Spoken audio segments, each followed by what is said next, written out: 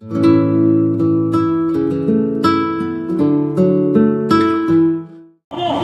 पर मंत्र चले हो ना, वहां पर ऊंची आवाज में भी बात नहीं करनी चाहिए, पाप लगता है। जहां पर वेद मंत्रों का उच्चारण हो रहा हो, उस स्थान पर ऊंची आवाज में नहीं बोलना चाहिए। हमारे पंडित जी ने कई बार समझाया, मुझे गुस्सा से कहती थी मंत्र लेकर बोलते दूर लगता भी चल रहा है द्रौपदी महादेव। और ये शास्त्र का वाक्य है, जब भी आप देखो कहीं पर मंत्रोच्चारण हो रहा हो, वहां पर शोर नहीं करना। अगर कोई बात करो बिल्कुल ताल में धीरे धीरे बोलो, ये तो बोलो। ये नियम है वेद मंत्रों में, फिक्र नहीं डालना चाहिए, पाप लगता है क्योंकि वेद मंत्रों का इफेक्ट खत्म हो जाता है। आजकल पूरी वो पंडित और मंत्र लगे बड़े कीजिए डमा डम बजीरा सनातन यानी खतरा कुछ और सीधे नहीं आ, अपने बच्चे का खतरा द्रौपदी महादेव अपने नहीं सुनते। द्रौपदी महादेव की, द्रौपदी महादेव की। देखिए आपने 3 देवता कौन कौन होते विवाह में? देखिए ब्रह्मा विष्णु शिव। देखिए आपको कभी ब्रह्मा कौन होता है? जो वेदी के अंदर ब्राह्मण देवता बैठे हैं वो ब्रह्म का स्वरूप है।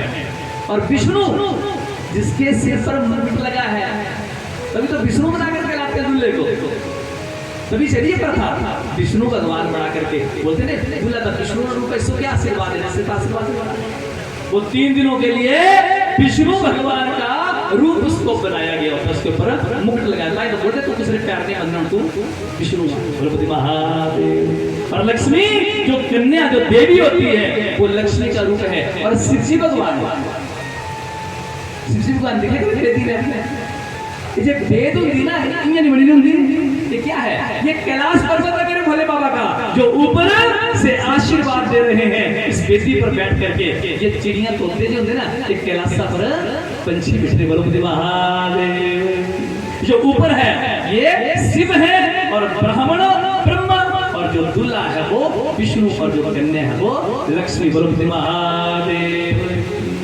आज के बाद जब भी वेदी में जाओ तो विवाह में जाओ तो इनके दर्शन जरूर करके आना, केवल सगुन दे करके नहीं जाना। द्रौपदी महादेव की ब्रह्मा विष्णु शिव और लक्ष्मी के दर्शन जरूर करना। विवाह संपन्न हो गया, दक्षिणा भी हो गई, और दक्षिणा के पश्चात और चले रखा सिंदूर दिया होगा, साड़ियाँ रोकी ले दरवाजा जीजा जी कुछ जीजा बोले हाँ क्या तू तो पूरा ट्रक लंदरा है साड़ी पूरी पर खुश हो इस ट्रक का जीजे के लंदरा तुम्हें ट्रक के नीचे अंदर था ना, करे खोल जाता क्या साहब कने बिच्छू द्रौपदी महादेव की।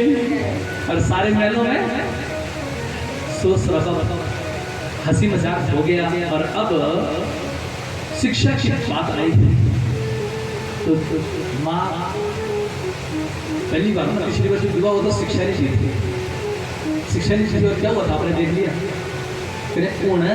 शिक्षा लगी देनी, माता ब्राह्मणों के माध्यम से शिक्षा दे रही है। बोले बेटा इस घर से डोली और उस घर से द्रौपदी महादेव की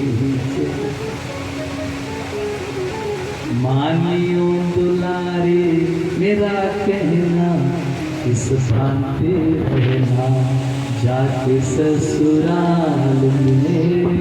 मानियो दुलारे मेरा कहना, इस भांति रहना जाके ससुराल में। सब कुछ पड़ेगा विद्या सहना, पर कुछ मत कहना जाके ससुराल में। बहुत कुछ पड़ेगा बेटी सहना, पर कुछ मत कहना जाके ससुराल। यानी सब पता है कितना भी अच्छा ससुराल मिले, लेकिन दूसरा घर तो दूसरा ही होता है। और बेटियों की तो किस्मत ही ऐसी होती है, उनको तो बेटियों को घर ही नहीं होता। तो जब बेटियां में तो क्या बोलेंगे कितना पुजारने का रसूला कहते थे पुजारने का रसूल तो बोलेंगे दूसरे का रसूल कि हर बंदे ने चारी कोई नहीं। तो जब बेटियां रहते क्या बोलते कितना पुजारने का रजाना है, उसको बोले तुझे क्या पता, बोले 20 साल में दिया जाएगा तुझे क्या पता, दुआ क्या बोले ये शिक्षा देते हैं। हाँ भाई अपने बच्चों को ये देते हैं, ये शिक्षा देते हैं कि बेटा बहुत ससुराल कैसा भी हो ना, कितना भी अच्छा हो, फिर भी दूसरे घर में जाकर के बेटी का दूसरा जन्म, दूसरा जन्म हो जाता है, ब्याह करता बोलो महादेव नहीं होता है, दूसरा जन्म हो जाता है शादी के बाद बोलो महादेव। ये भैन जी तुम्हारे टाइम में कौन नहीं कौन था यह पीढ़ी का फिर चल गया नु आने की कराने बोलो महादेव। ठीक है मोहरे घर वाले जन्म लिया कहने ठीक है सस्ते कराई पुरानी सस्ता बोले सुने लोग क्या करते हैं तुझे जन्म ही है काम बोले तुझे जन्म होता सस्ता सख्त होती है उनका नुमा सख्त मिले कराई से फिर जगह करेंगे बोलो महादेव। पर शिक्षा दे बोले बेटा बहुत कुछ करना पड़ता पर मुंह मत खोलना, ये शिक्षा से आती कि बदली तेरी शिक्षा। आजकल तो मोह क्या शिक्षा दे बोले बच्चे है ना परोड़े जो करेगा परोड़े जो करेगा सत्सा नंदा नहीं देख लेंगे प्रभु महादेव। पर ये शिक्षा ब्राह्मणिया पार्वती को दे रही क्या मानियो दुलारी मेरा कहना इस भांति रहना जाके ससुराल में मानियो दुलारी मैं करना बाहर ना कमाना ना बताऊंगा प्रभु महादेव की तेरे दुनिया पर पंगड़ा बोले। और मैंने तो उसी दिन से शंका हो गई थी, मैंने हिमान को कई बार बोलती थी पर हिमान बोलते थे भाई मैं तो जवान की थी आऊंगा नहीं करना जो नहीं अब सबका चली जाएगा दे करना प्रभु महादेव। अब मैंने भी हिम्मत नहीं होती थी बना के पर आज तो मैंने अड़ गई बोले नहीं जी मैं अपनी बेटी का विवाह नहीं करूंगी।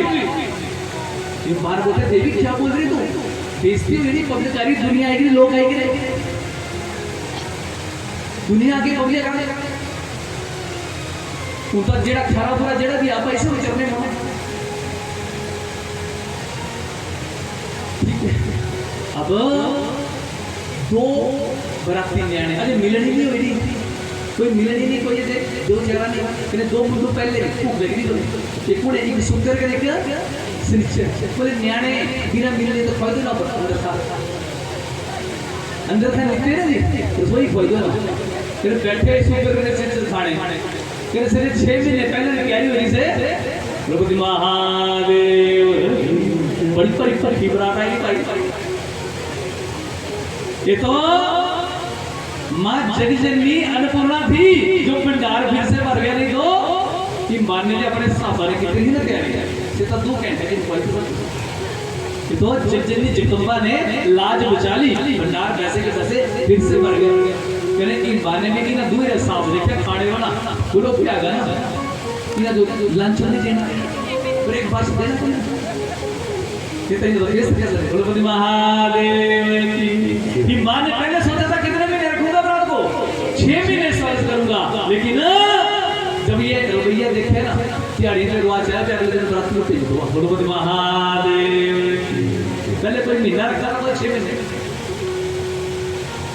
रात नहीं रात के तो भूत प्रेत होते आए थे बोलो महादेव अब समय आ गया लगन का ध्यान से सुनना समय लगन का आ गया और जब लगन का समय आया तो लगन का समय जैसे ही आया तो अब मेरे भोले बाबा ने क्या किया मेरे भोले बाबा ने अपनी लीला रची जो बुढ़िया रूप बनाया था ना उस रूप को बदल दिया और एक नौजवान का रूप धारण कर लिया और जब द्वार पर पहुंच गए बेटी का द्वार क्या होता है बेटी का द्वार क्या होता है तोरण तोरण होता है बेटी का द्वार तोरण पर पहुंचे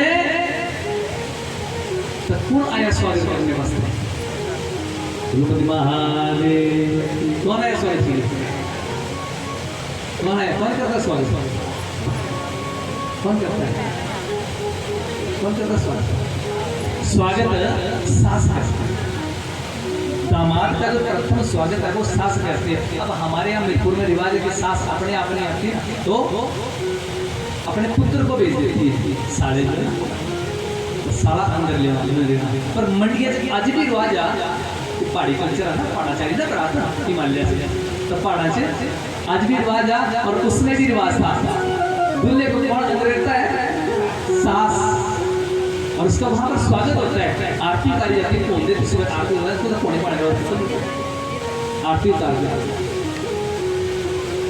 खड़े आहे क्या करते हैं इसके खड़ी है ना तेरा बुरा नहीं मानना मेरी बात का। और सुनो, मैं सनातन की बात करूंगा। और सनातन धर्म बोलता है कि स्त्री के खुले केस अच्छे नहीं होते, शुभ नहीं होते। ये हमारा धर्म बोलता है कि स्त्री के केस खुले अच्छे होते हैं।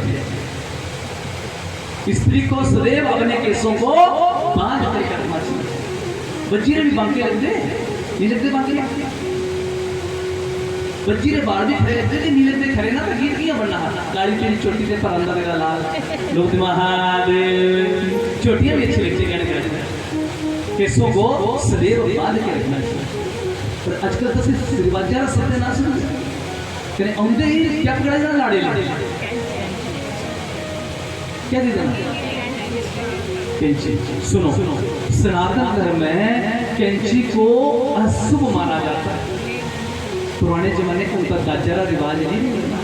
पर जब दास देते थे ना, जब दहेज की प्रथा थी तो सब कुछ देते थे, पर कैंची दहेज में कभी नहीं देते थे, क्योंकि कैंची काटना सिखाती है। और हमारा धर्म जोड़ने वाला धर्म है, ये तोड़ने वाला नहीं है। सनातन तो जोड़ने वाला है, ये सिलने वाला है। देह तक क्या दे है, सिलाई मशीन से मशीन जरूर देंगे तक जोड़ना सिखाएंगे, कैंची नहीं देते थे। परच करता हमारा सनातन सत्यानाश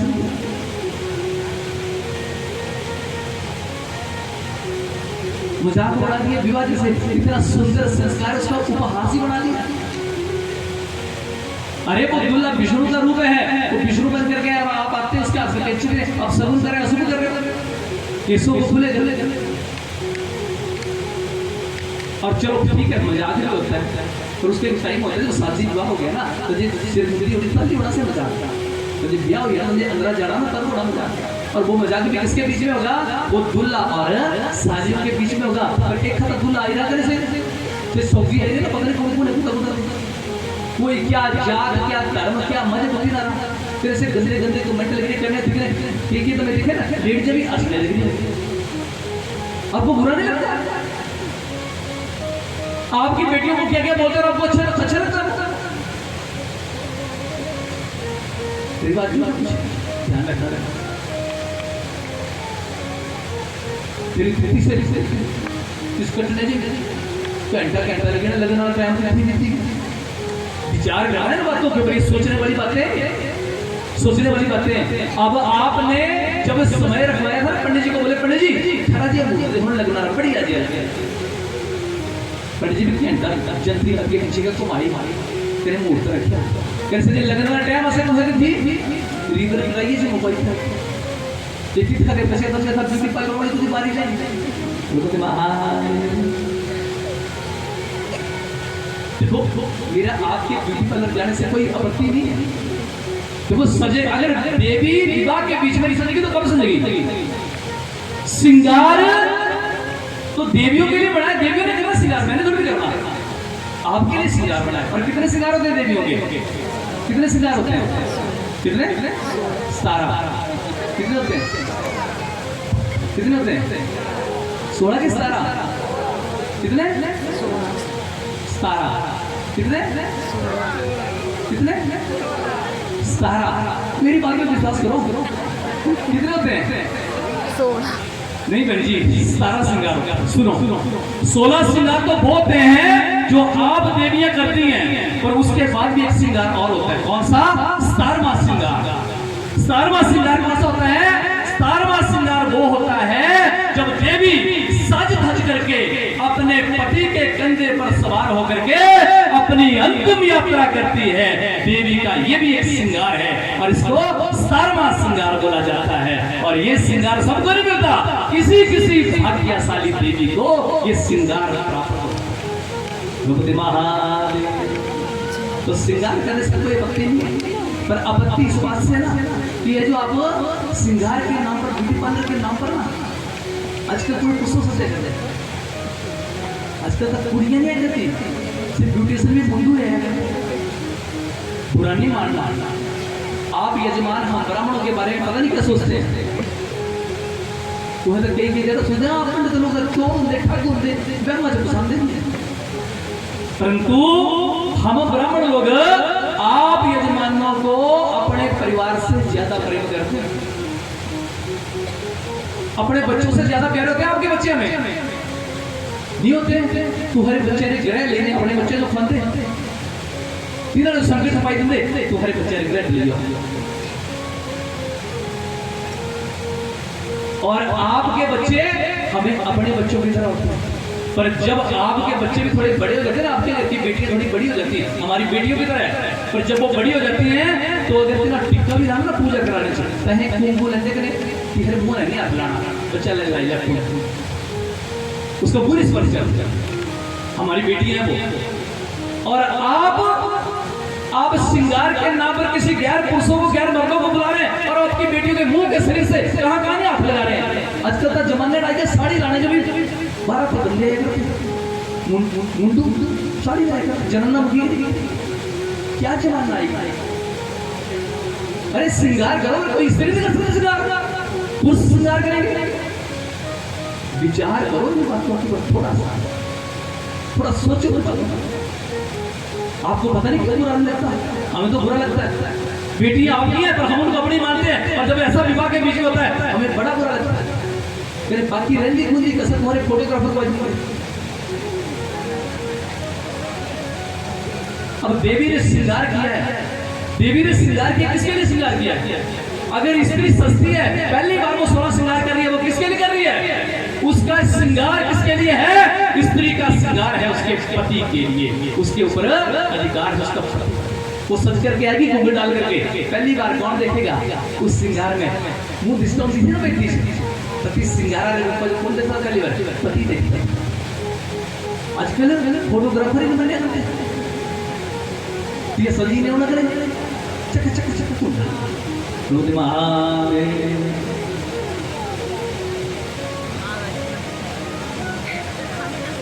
और यही भी बात चल उनके फोटो खींचे तो कोई कर लिया बेटी से लगी रे कम पूजा पाठ लगी के लिए वो का पंडित मंत्र पढ़े करते बहुत रिश्ता समापो है ध्यान ऐसा मंत्र पढ़ रहे कि इन दोनों का प्रेम बने बोले करते पंडितोरी देख लाड़िया इनका लाड़िया बोली लाड़े खाली दोनों पूछे लिख रहे देखने के पंडितोरी मंत्र देख रहे बोले कि ना प्रेम बनो फिर कहते फोटोग्राफर क्या बोलता एक था देखा फिर तू करे बनाना प्रेम कमाल।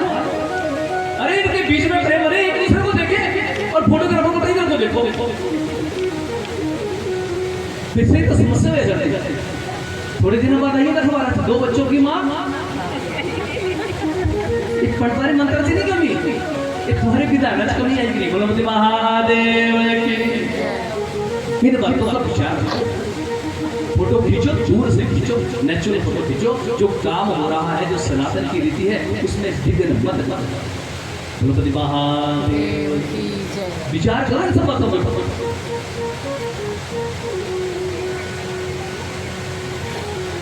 माता जी ने जब देखा ना तो क्या बोले घर में लोग नहीं इधर मुंडूता टोली नहीं मिलना था। बोलो महादेव की कैसा लड़का क्या बोल रही माता कैसा लड़का मेरा दामाद कैसा है पुण्यरा चंद कैसा और जो बोलती थी गौरा तेरी तो किस्मत ही खराब ही वही से जब देखा ना इस सुंदर रूप को देखा ना भाई तो बड़ा चमक गया। मूर्ति महादेव क्या लगी बोल रहे गौरा कर्मा बारी सिर्फ तेनू प्यार